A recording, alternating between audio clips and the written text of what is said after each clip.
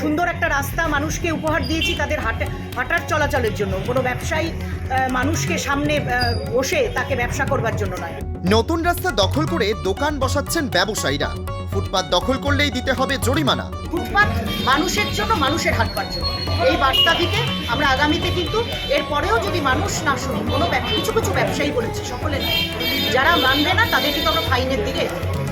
পুলিশকে সাথে নিয়ে জলপাইগুড়ি দিনবাজারে অভিযানে পুরসভা।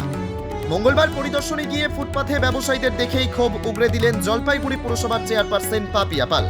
ছিলেন পুরসভার chairman in council Sandip Mahato, প্রাক্তন কাউন্সিলর তথা বাজার ব্যবসায়ী নিপু সাহা সহ পুলিশ বাহিনী। শীঘ্রই এ নিয়ে ব্যবসায়ীদের নোটিশ ধরানো হবে বলে জানান তিনি। চেয়ারপারসন বলেন, দিনবাজারে ক্রেতাদের যাতে জল কাদায় কষ্ট না হয় সেজন্য রাস্তা বাঁধিয়ে দেওয়া হচ্ছে। সেই রাস্তা দখল করে কিছু ব্যবসায়ী দোকান বসাচ্ছেন, এটা কোনোভাবেই বরদাস্ত করা হবে না। জলপাইগুড়ি শহরের প্রধান ব্যবসায়িক স্থান দিনবাজার, সেই এলাকায় ফুটপাত দখলমুক্ত করার অভিযান শুরু করেছে পৌরসভা। চেয়ারপারসন পাপিয়া পালের নেতৃত্বে এদিন চলে অভিযান। পৌরসভার বক্তব্য, ফুটপাত সাধারণ মানুষের চলাচলের জন্য নির্মাণ করা হয়েছে, অথচ কিছু ব্যবসায়ীরাই দোকানের সামগ্রী ফুটপাথের ওপর সাজিয়ে রেখে দিচ্ছেন।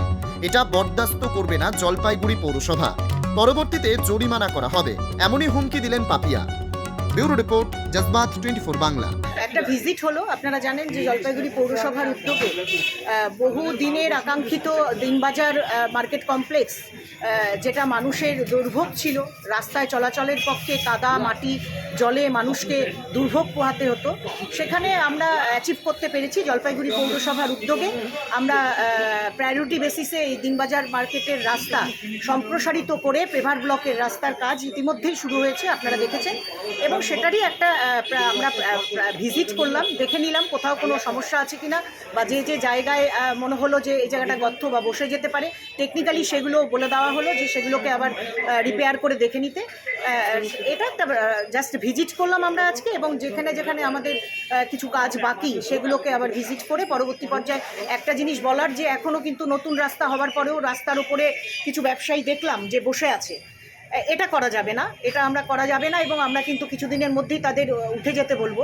রাস্তার উপরে আমরা রাস্তা দখল, সুন্দর একটা রাস্তা মানুষকে উপহার দিয়েছি তাদের হাঁটার চলাচলের জন্য, কোনো ব্যবসায়ী মানুষকে সামনে বসে তাকে ব্যবসা করবার জন্য নয়।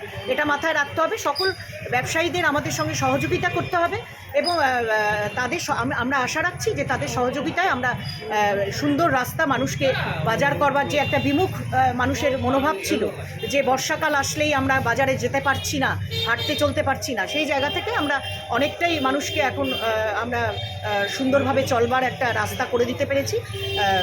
আজকে একটা জাস্ট আমরা ভিজিট করলাম, কোথাও কোনো এখনও কনস্ট্রাকশনের কাজ বাকি আছে, কোথায় কোথায় কী করতে হবে, কোনো অ্যাডজাস্টেন্ট কোনো জায়গায় যদি একটু বাদ করে থাকে সেটাকে আমরা মিলিয়ে দিতে বললাম।